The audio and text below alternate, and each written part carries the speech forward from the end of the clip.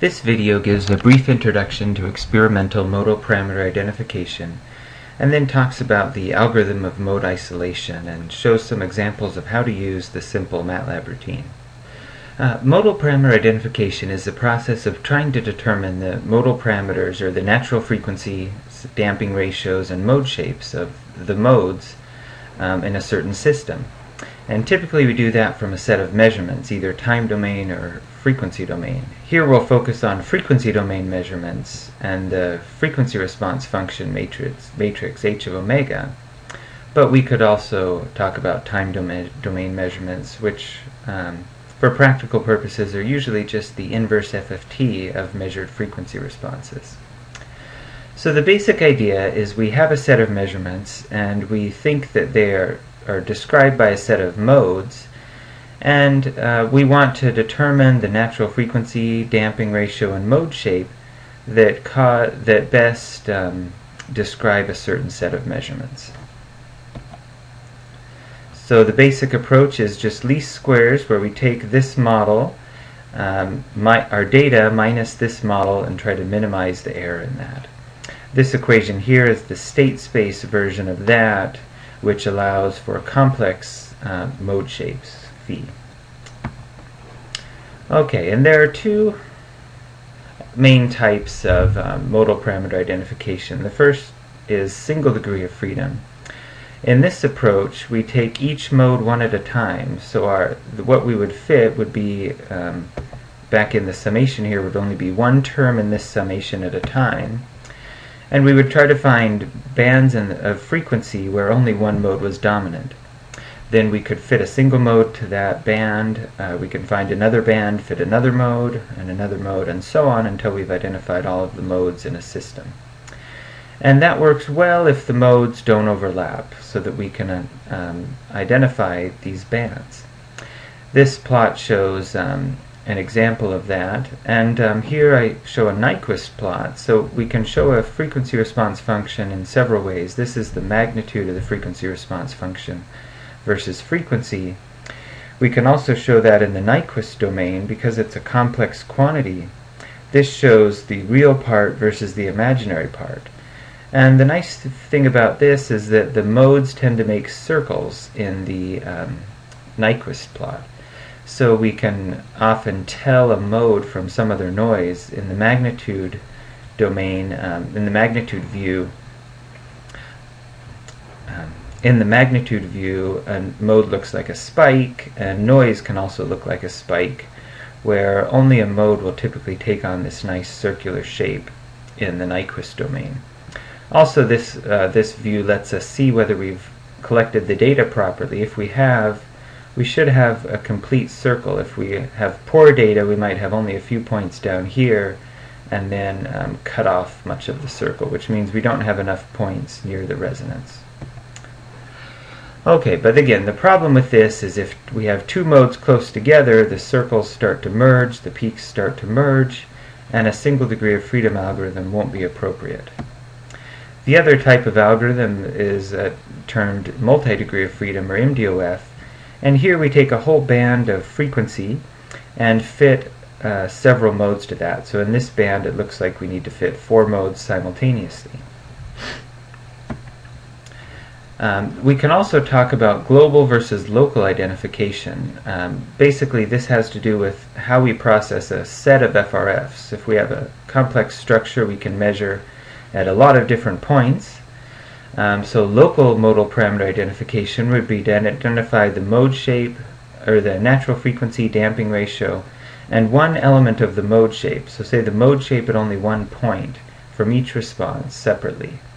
And then when we're done, we have a big table of all the natural frequencies and damping ratios we found at all of these different points. The natural frequency should be the same no matter where we test, so we need to go through some kind of sifting process to sort that out. So the advantage of this approach is that we get good control over each measurement, and typically we can get very good measurements and a lot of insight into what's happening in our structure.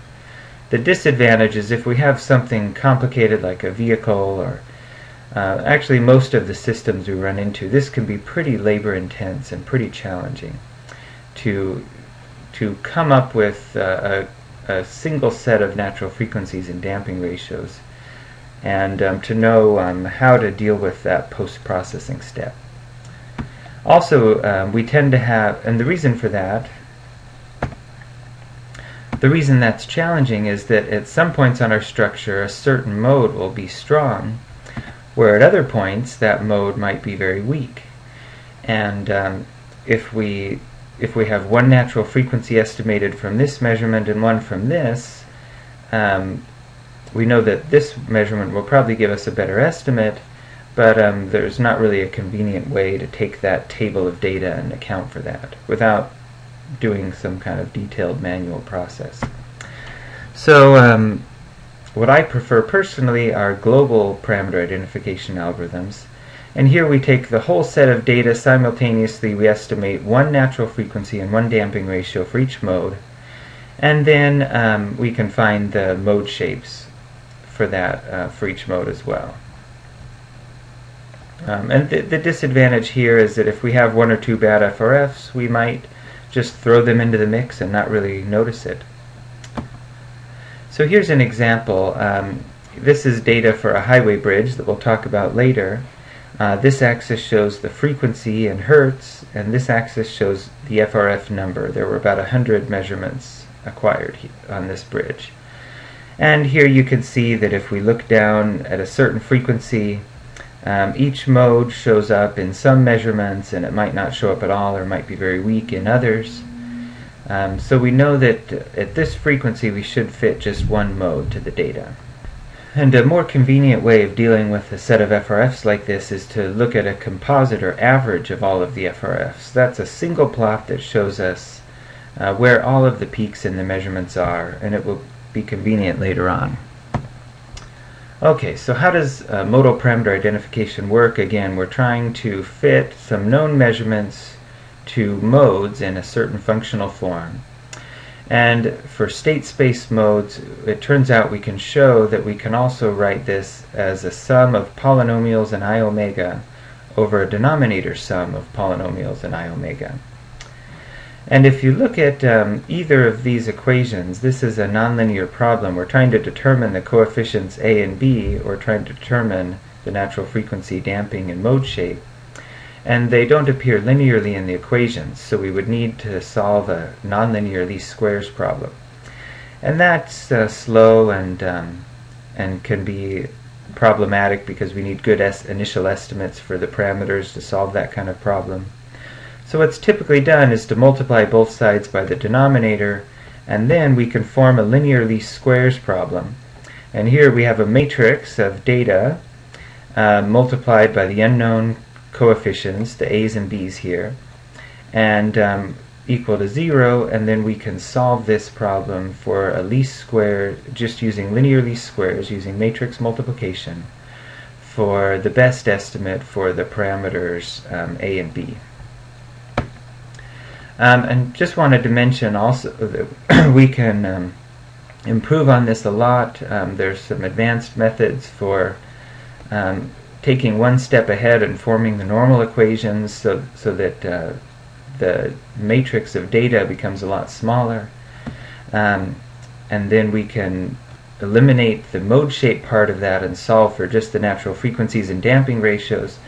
And after doing all of these tricks, the modal parameter identification becomes very fast. For example, if we have to fit only one mode to a set of data, no matter how many FRFs you have, how many measurements, the biggest matrix that we have to invert is only 2 by 2. So this is lightning fast, even with potentially thousands of FRFs. Okay, but the biggest challenge that we have here is trying to figure out how many modes to fit. Before we can even set up this least squares problem, we need to know what is the number of modes that we think our data has. And we don't usually know that until after we've started pulling modes out. So what's typically done is to try a lot of different model orders, the good old guess and check.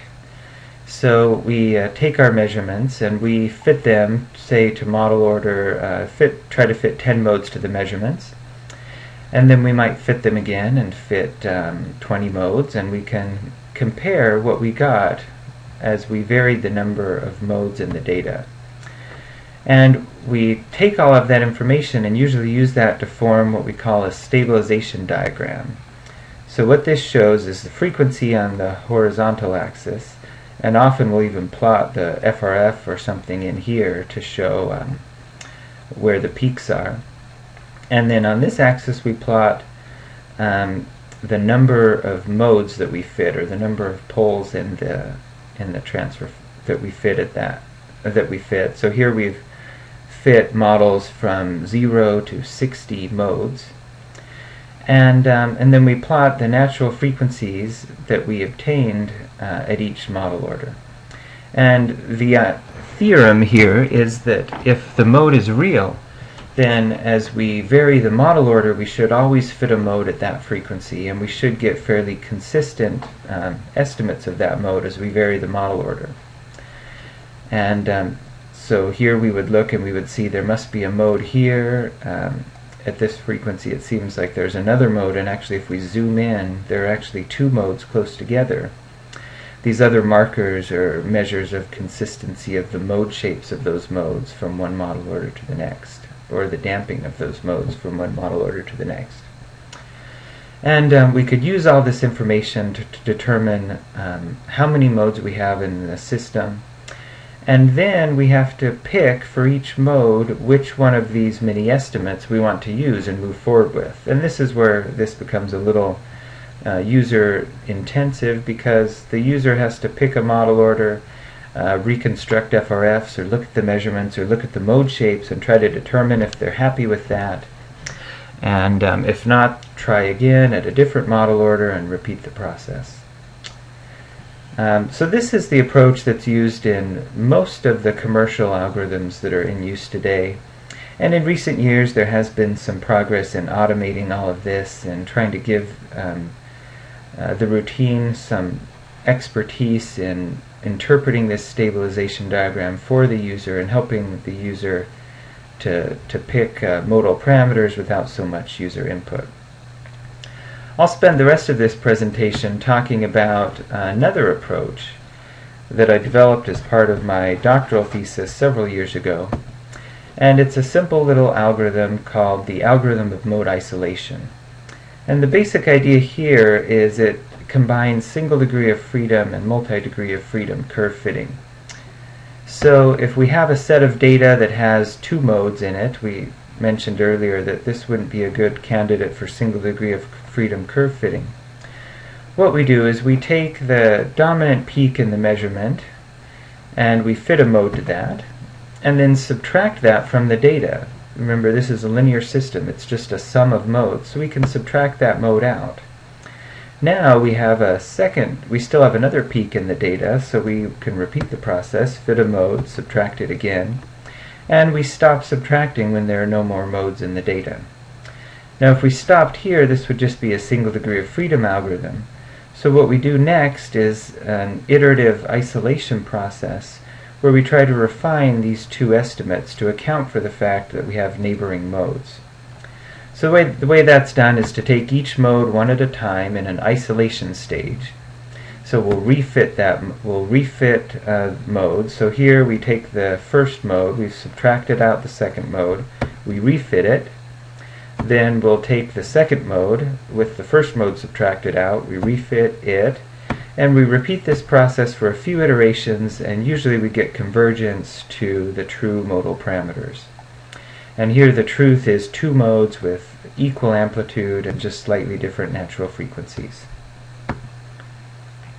Now when we have a large set of measurements, we take advantage of the composite to simplify what the user sees.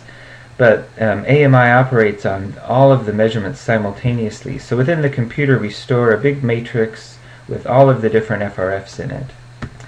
And the user sees a composite or average of all of those FRFs. And then the process is basically the same as what I just described. We find the peak in the data. We fit a mode around that peak by usually using the half power points. So if we say the peak is at 1 and we step down to alpha times 1, then that determines how much data we'll use in the curve fit. We fit a mode to that, and then we go back to the full data set here, this matrix of all of the FRFs, fit one mode to all of that data, and then subtract that mode, regenerate the composite FRF, and then go to the next peak. And this works great except when the natural frequencies become very, very close. This plot here shows an FRF for two modes that have close natural frequencies, and we're varying the closeness of the frequencies expressed as a fraction of the half-power bandwidth. So when two modes are separated by their half-power bandwidth, we can easily subtract one, subtract the other, and go forward. If the modes become too close together, for example here they're separated by only 10% of their half-power bandwidth, we fit one mode to the data and it will look like there's only, like we have captured everything, that there was only one mode there. And that is just a fact of measurements. The only way to tell if a structure has truly repeated roots is to use a multi-input, multi-output test. And the way that we can tell is if we were to do a test where we apply an excitation at one point on this plate and we measure at all of the other points. If this structure has repeated natural frequencies, when we apply an excitation at one point, we will measure a certain mode shape, and we won't have any idea that there's a second mode there. The only way the second mode will be manifest is if we now try exciting at a different point. And then if we excite here and measure everywhere, we measure a totally different mode shape. And though this inconsistency is what tells us that we have repeated natural frequencies. So several people have developed what are called mode indicator functions, which are ways of plotting measurements to determine whether we have repeated natural frequencies. And the one that I'll use in this work is the complex mode indicator function, which basically does a singular value decomposition on the FRF matrix for a multi-input, multi-output test, and tries to determine whether the mode shapes are consistent from one drive point to the next. I'll show an example of that. Here, for simulated measurements from this plate, you can see peaks where each of the natural frequencies occur, and the complex mode indicator function plots the magnitude of the singular values and the decomposition of the FRFs versus frequency. So around this first peak, we see one singular value dominant and the others down in the noise floor. That tells us we have a single mode there. We come to the second peak and we see the first and second singular values are dominant. If we look at the shapes that go with those singular values, what this is telling us is if we decompose the FRF matrix into its constitutive shapes, at this frequency we need this shape and this shape to really be able to determine what's happening. So here we know we have two modes and we'll need to do a multi-degree of freedom fit to that peak. Okay, we can also talk about modal assurance criterion and modal scale factor, and I'll skip that here. So using all of this, I've developed an algorithm called hybrid multi-input, multi-output AMI. And the basic approach is to take a set of FRFs, to try a single degree of freedom fit to a peak, and then check how well that fit agrees with the peak. That will tell us whether we have noise or a true mode. And then also check a singular value metric similar to the complex mode indicator function, which tells us whether the mode shapes are consistent from one drive point to the next at that peak. So I'll illustrate that. So we come up with some data. Again, this is a composite of many FRFs for a multi-input, multi-output test. We fit one mode to the data, and this peak ends up having only one mode, and we get a perfect fit, so we know that we can subtract that mode from the data and move on. Now at other peaks we might fit a mode, and after reducing that mode to, or if we fit only one mode there and we don't allow the mode shape to change from drive point to drive point, we see that we aren't fitting so well. Also, if we look at the singular value decomposition of the shape that we find at this peak, we get one shape. We always have a 1 first for the dominant shape, and we see a second shape that is 0.79, or pretty close to the same strength as the first shape. And then a third singular value is much smaller. So here we know that we have 2 modes in this data set. So we can fit a 2 degree of freedom fit to that data, and then we see that that works great, so we can keep those modes and move on. So that's how the AMI algorithm works. I'll show 2 examples of that, and then we'll actually demonstrate the software. So the first case is a model of a simply supported plate with an almost square aspect ratio, so it's slightly rectangular. And because it's just slightly rectangular, those modes that would be repeated end up having slightly different natural frequencies, separated by 2, 3, and 4% of their half-power bandwidths.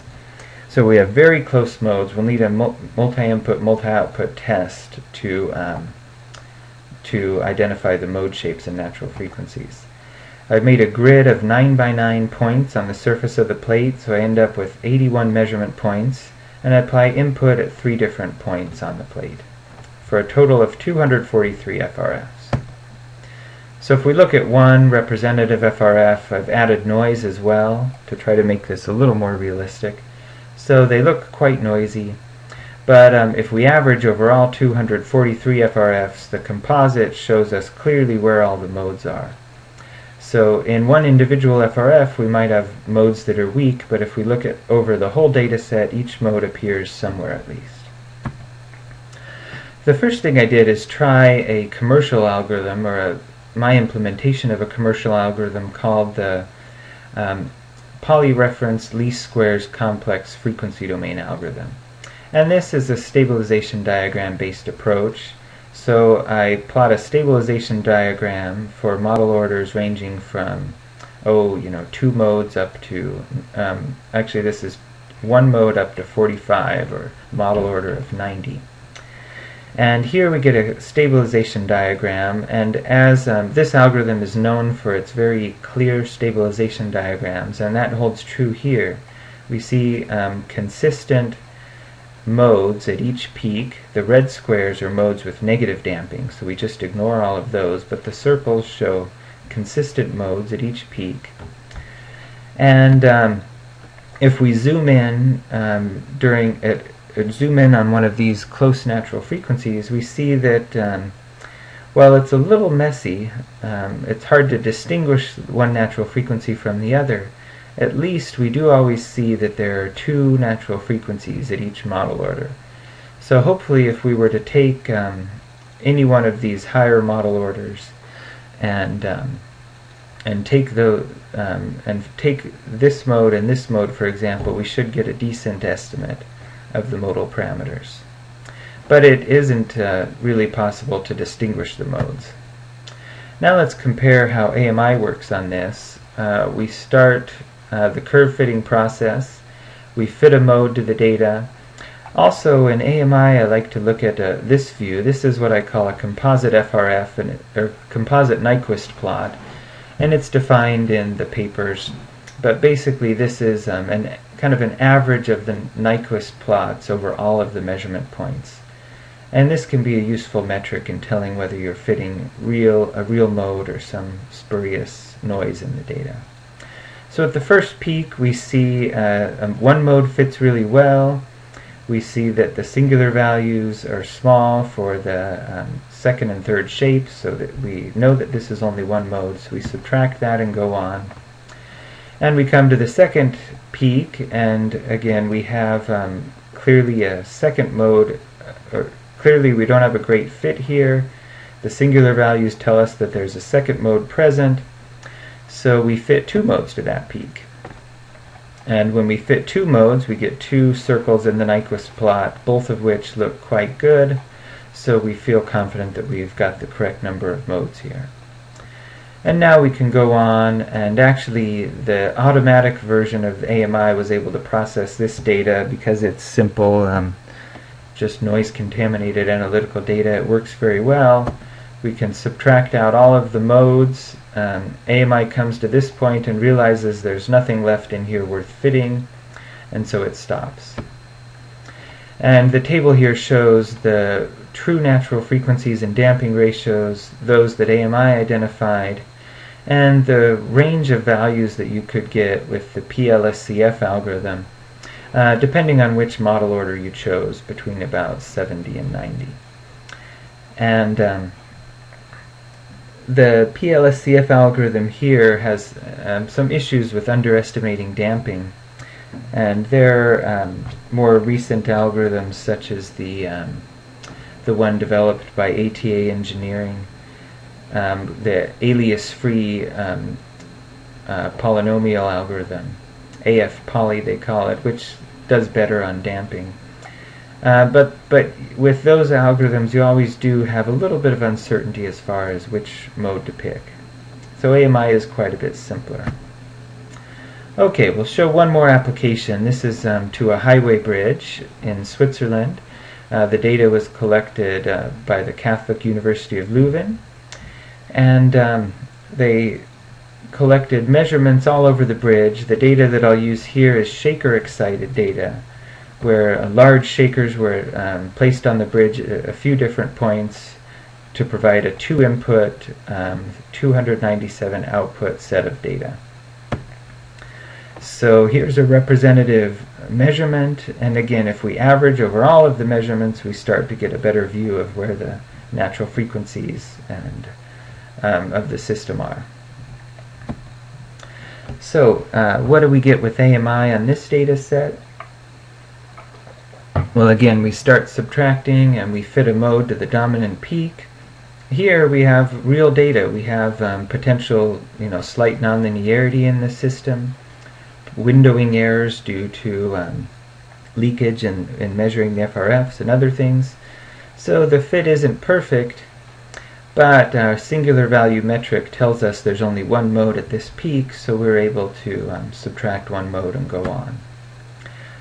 In this region, we probably could have separated these peaks and fit them separately. Here, because of doing this semi-automatically, we fit a region that clearly has two modes. So we know that we need to fit two modes to this peak. But we only have two inputs. We can't be sure that we don't need a third mode. So to be safe, we could try fitting a third mode to the data and see how that works. If you do that here, it turns out that the third mode doesn't really add any new information, so we can be pretty confident that two modes was right.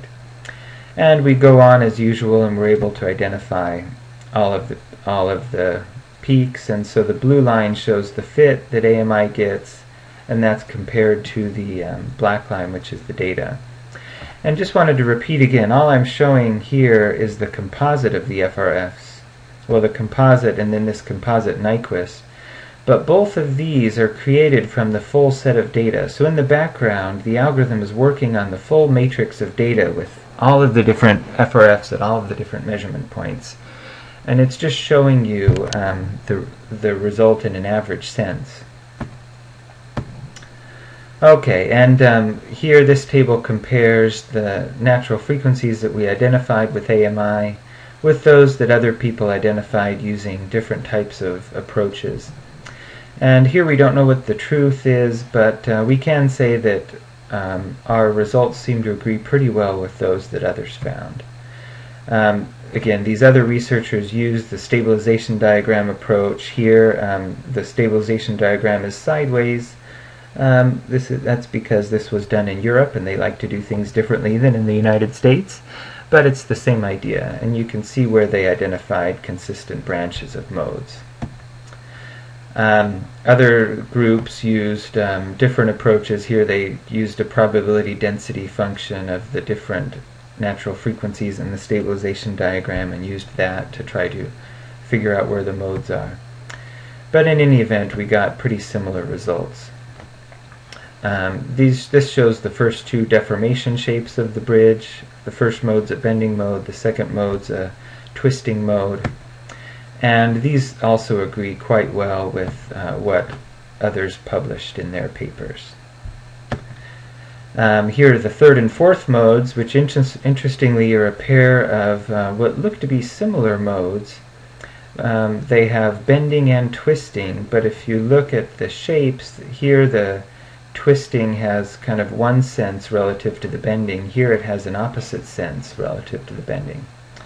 And these modes have close frequencies due to the slight skewness of the bridge. The bridge isn't quite perpendicular, but the piers are, the bridge is just a little bit trapezoidal, or a little bit of a parallelogram, I guess I should say. And here are two other higher order bending modes. And interestingly, you can start to even see the piers move a little bit. So the ground doesn't provide a perfectly rigid boundary condition out at high frequency. Some other higher order torsion modes of the bridge. And then we start to get up at the high end into the noise, where we haven't really excited the bridge very well, and the measurements become difficult to deal with. We get some sense of what these shapes are, but we wouldn't trust these too much. And no plot on modal parameter identification would be complete without an animation of a mode shape. So this is an animation of the first mode of the bridge. And this was typical for the modes. Very nice modal phase collinearity here. This is a very real mode, all points going to their maxima at the same time. Here's the first torsion mode of the bridge. This was at 4.8 Hertz, I think. And you can see the bridge is pinned down fairly well at the ends, so it sways back and forth in the middle. Alright, and the rest of this presentation I won't go through. This shows examples and detailed instructions about how to run the MATLAB version of the AMI algorithm. What I'll do instead is just show an example of how to run AMI. The way that I like to do it is to make a little script that loads in the data that you want to test, and then you can set up some of the settings for AMI so you can remember what those were. And then we call AMI just with this simple command here. We tell it what our FRF matrix is, a vector of frequencies in radians per second, and any settings that we want to use. And then afterwards we can plot that. So I'll run this script. It's loaded some data, and it's plotted it, and now AMI is in its automatic subtraction stage, and automatically it's fit the highest peak and gone down the list until it came to one where it has a question. So if we back up and look, it found modes with all of these natural frequencies. Finally it came to this mode and it said, here the singular value ratio is above the tolerance that you set. Maybe there are two modes here. What do you want to do? And we zoom in here and we can see that there are two modes. There's another mode nearby, but we seem to have fit only one of them, and we seem to have fit it well.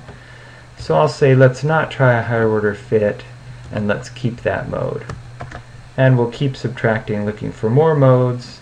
Again, it fits that one automatically, and it comes here again and is still not quite sure about the fit. And again, I'll say yes, let's keep that mode, and let's keep going. And then here we come again, and here's the measurements are starting to get a little trickier. But here again, if you look at the measurement, the fit almost reduces the measurement to noise. The singular value ratio is only 2.5%, so it looks like one mode again. So we'll skip a higher order fit and keep going. So I'll keep that mode and keep subtracting. Out here at the high end of the frequency band, the measurements are getting a little rattier and the fits aren't so good. But still, so far we haven't encountered any repeated natural frequencies. And actually, in this data set, we never really do. So it's fairly straightforward to curve fit. Now, if we come to a peak where we aren't happy, so here, for example, this peak, we're able to fit something and it looks okay, but it's pretty noisy.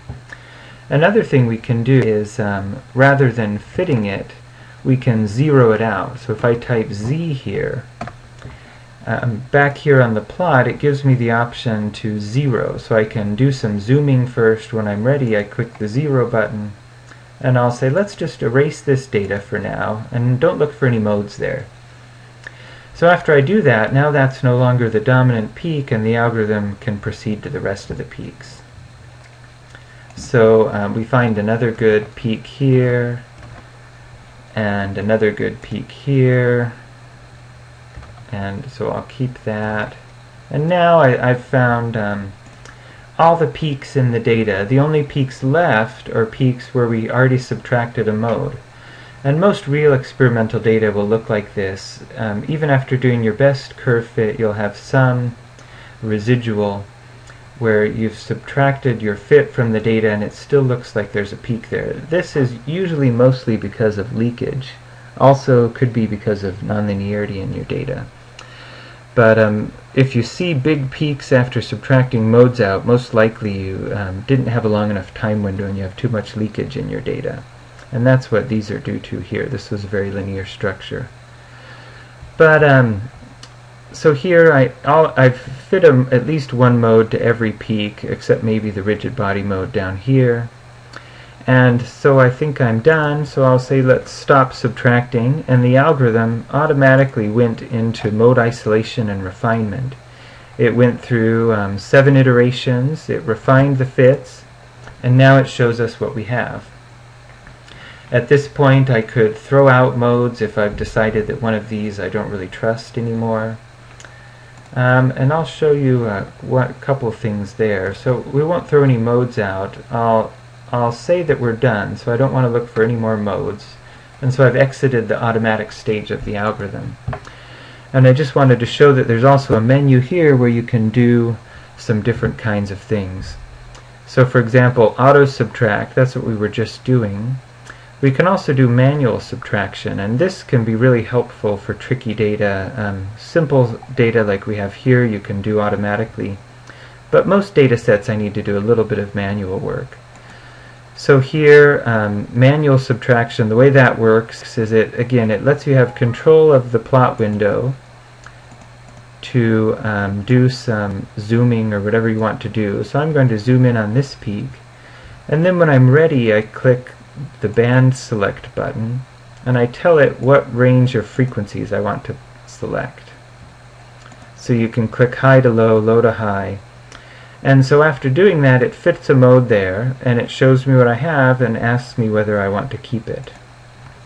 Just to demonstrate, let's say we tried a 2-mode fit here, even though the singular values don't really tell us that we should. Here at this peak we look at that, and after fitting 2 modes the fit looks even worse, and we see mode 1, we see a little tiny green dot for mode 2. To see that we actually have to zoom way in, and you can see that if there is a second mode in there we don't fit it very well. The dotted line is the fit, the solid is the data, and it's so tiny we can probably neglect it. So I won't keep those modes. And if I hit continue select subtraction, it'll give me the option of trying one more time with the curve fit. Pick a little wider band that time, and this time I'll keep that mode. And it asks me whether I want to isolate again since I found some new modes. I will. This plot shows you how all of the natural frequencies are converging as you isolate. And they should converge very quickly. If they don't, then you probably have fit 2 modes on top of each other, and you need to go back and throw those away. And with AMI, you should always fit one. You should fit each band only once. So if you have close frequencies, you should either fit 2, adjacent but not overlapping bands, or you should fit both peaks simultaneously. Let's see, I'll just show one other example of what we could do. Let's say we wanted to fit these 2 peaks simultaneously. So that's modes 4 and 5. So I can eliminate those. So I'll say yes, I want to eliminate modes 4 and 5. And so they've been eliminated from the data. And now let's try a manual subtraction.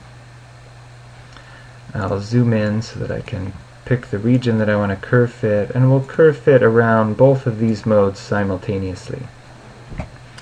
And here now we definitely have 2 modes in this frequency range. The fit doesn't work very well. You can see that if we zoom in. And so we do need to do a higher order fit, and let's try fitting those two modes simultaneously. So here we've taken that whole band of frequencies and fit two modes simultaneously, and the fit looks pretty good. We have two modes, they both seem to be coming out okay, so we can go ahead and keep those. Now we're done, we'll isolate and see how we did. And we could compare this with what we got when we fit those two modes separately. In this case, I don't think we'll really see any improvement by having fit them simultaneously. But okay, so that's basically how the algorithm of mode isolation works. Once we're done, we can get access to the data by typing global AMI modes. And AMI modes is a structure that contains all of the information about the curve fit that we just did. And this here tells you how to extract the natural frequency, damping ratio, and residue. Okay, so that concludes our demo of the algorithm of mode isolation.